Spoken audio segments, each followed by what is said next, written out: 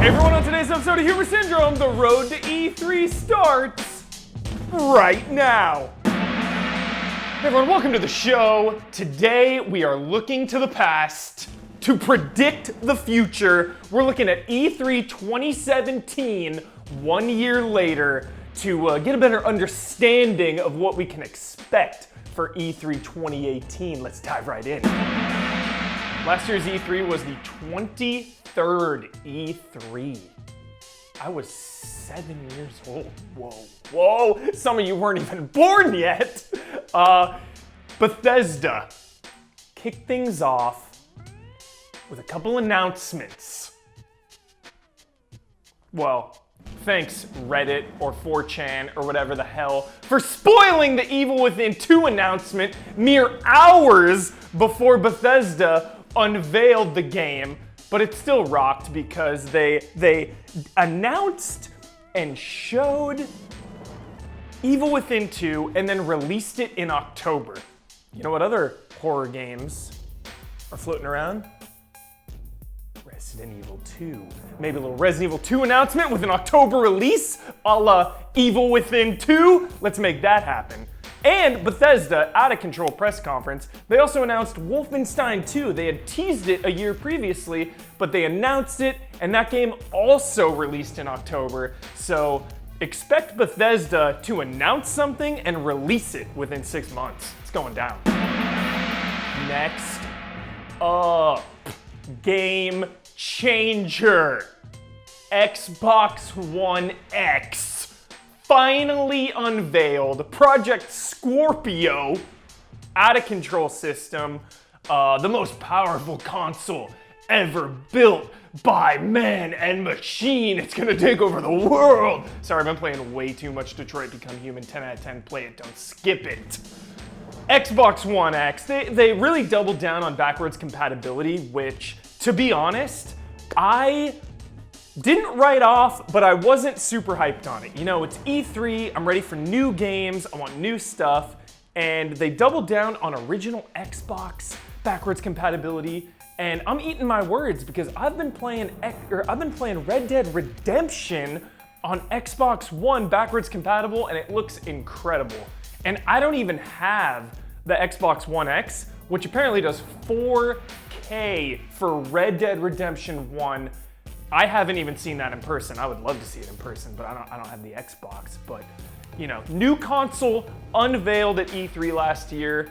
Sony just came out. We talked a little about it with PS5, you know, or PS4 winding down. PS5 still a couple years off. So maybe no new hardware announcements, unless some kind of VR machine, some kind of PSVR 2 perhaps. Probably still a little too early, but we can dream.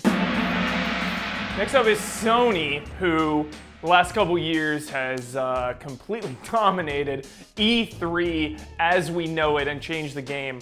But last year they showed Spider-Man for the first time, which I just want to hype up because we're finally getting that in September. But you know, you think about that. That was last E3. That's a full year and a half until we get that game. So, you know, just using that information, settle into some of these E3 2018 announcements and know that, you know, they might take a long time to cook.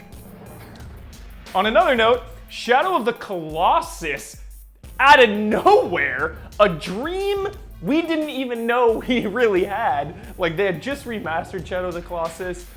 They announced that game came out early this year and is amazing. And now Blue Point is cooking up something for themselves, cooking up something nice, not some remake or something, cooking up something of their own device. Their own devices? What is that phrase? So many phrases.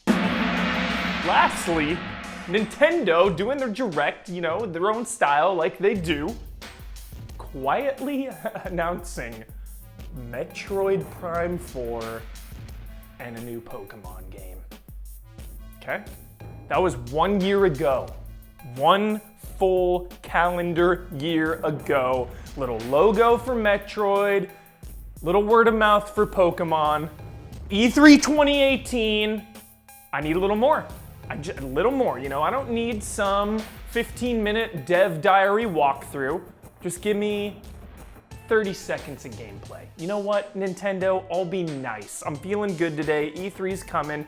You give me 10 seconds. You know what? Let's make it a cool 9 seconds so we can say under 10 seconds of gameplay. How about that, Nintendo? Let's go! And that's it for E3 2017. You know, surprisingly, there weren't a lot of new IPs, and I always get this comment right around the E3 hype train once that comes into the station. You know, Huber, you're always looking for sequels and prequels and remasters. What about new IPs? And you know, it's hard to imagine new IPs because they don't exist in your brain. All you can hold on to is the nostalgia and the attachment and the memory of franchises you love. And that is exactly what we're gonna get into next week. We're doing E3 dreams, E3 hopes. Let's go. See you next week.